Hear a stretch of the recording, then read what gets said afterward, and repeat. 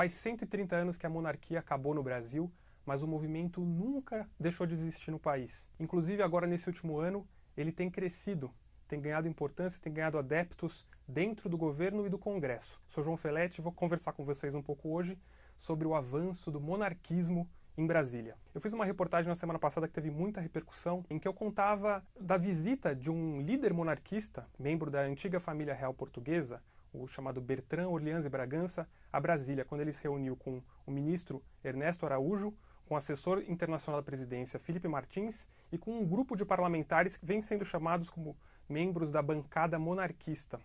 Eu conversei com dois desses parlamentares, os deputados Paulo Martins, do PSC do Paraná, e Carla Zambelli, do PSL de São Paulo, e os dois se identificam como monarquistas. Eles receberam o Dom Bertrand, como é chamado esse líder monarquista, entre os seguidores, e discutiram várias pautas do movimento defendido por Bertrand. Bertrand hoje além de ser um líder monarquista, de pregar a volta da monarquia, a restauração da monarquia brasileira, ele também dirige uma instituição chamada Instituto Plínio Correia de Oliveira, que é uma instituição que sucedeu a TFP, Tradição, Família e Propriedade. Eu vou falar um pouco mais desse grupo daqui a pouco. Também existem alguns membros do governo, um procurador que foi recentemente indicado para o INEP, que é o órgão responsável pelo Enem, que também é monarquista, ele é presidente do Círculo Monárquico de uma cidade de Santa Catarina.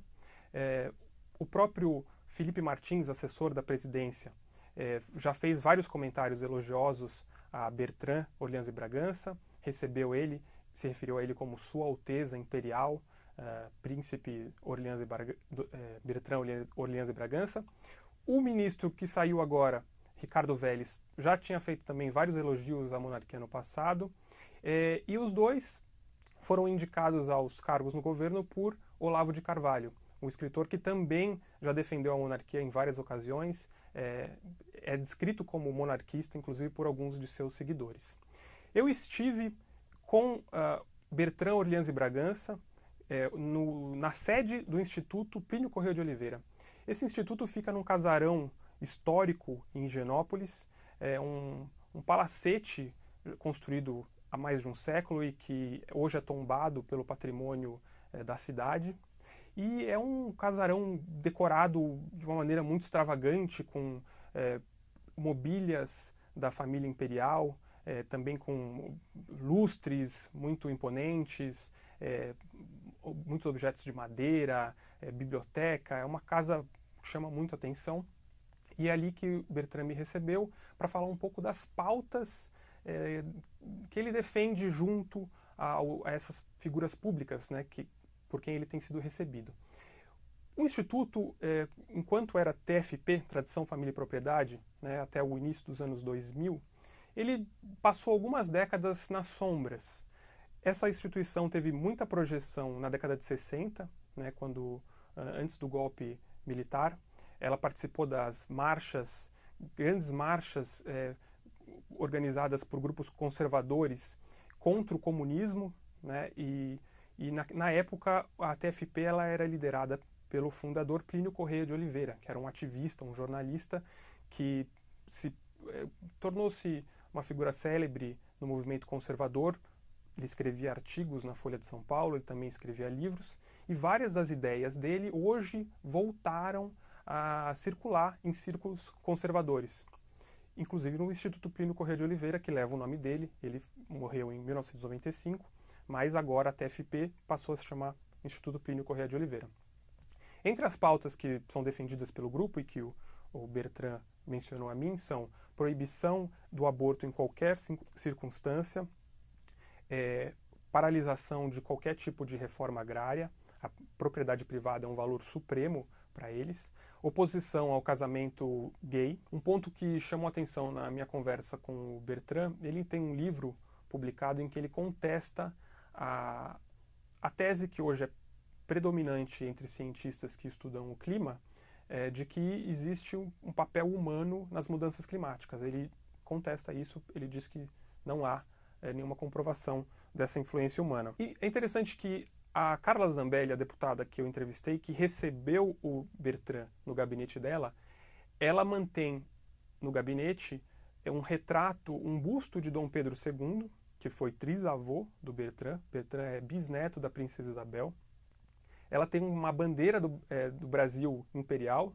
O Paulo Martins, que é outro monarquista, o deputado que eu entrevistei, ele diz que, tanto ele quanto a Carla Zambelli, dizem que, embora eles defendam a restauração da monarquia, que hoje não existe muito clima para tratar isso em Brasília, no Congresso, que ainda é uma posição muito minoritária e que precisaria haver uma campanha de conscientização da população,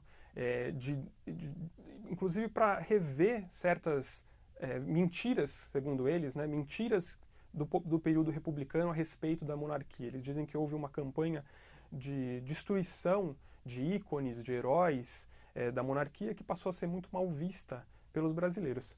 De fato, quando houve um plebiscito na década de 90 sobre qual o regime político que os brasileiros queriam para o país, a monarquia ela teve cerca de 13% dos votos. O regime republicano, que já era vigente, foi o vencedor e assim se manteve. Queria só lembrar um aspecto curioso.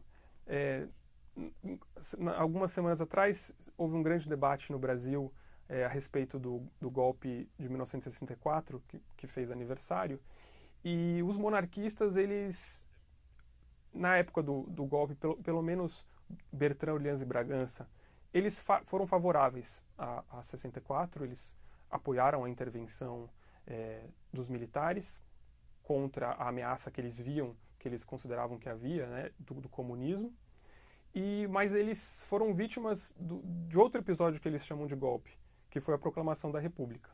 Então, dois momentos históricos em que um golpe foi bom para eles e em outro momento não foi bom. E é interessante analisar que, quando se fala do monarquismo, se fala desse vínculo forte que existe entre o movimento monarquista e o catolicismo, existem alguns episódios que foram centrais para a definição do movimento. Episódios a que eles se referem muito quando eles estão defendendo suas causas e que são eixos do pensamento deles. Um deles é a Revolução Francesa.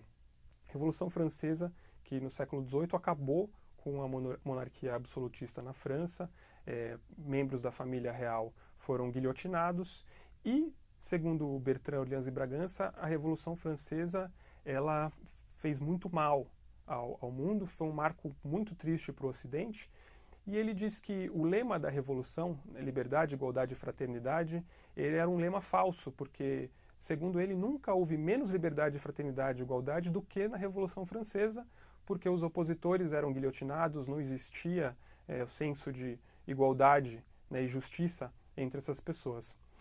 E aí, a partir da Revolução, eles dizem que Bertrand diz que o lema de igualdade ele acabou incorporado pelos movimentos socialistas, por comunistas, que passaram a propagar esse valor, né, como um eixo das filosofias de esquerda, e Bertrand diz que a beleza de uma sociedade não está na igualdade, que uma sociedade funcional ela é desigual, ela é diferente, mas existe uma harmonia entre essas diferenças. Então é como uma sinfonia, ele exemplificou para mim. Cada instrumento diferente do outro, mas o conjunto é perfeito. E então ele diz que existem pessoas que nascem para ser advogadas, outras sapateiras, e que essa é a ordem natural das coisas, que não há por que ficar tentando modificar isso por meio do Estado, por meio de políticas públicas. Ele diz que na monarquia existia algo que era muito bom, e até a Revolução Francesa isso na Europa como um todo acontecia, que era a troca de bons ofícios entre igreja e Estado. Eu perguntei para ele se ele achava que devia haver uma reunificação, se ele imaginava que isso seria positivo, uma reunificação entre igreja e Estado hoje no Brasil.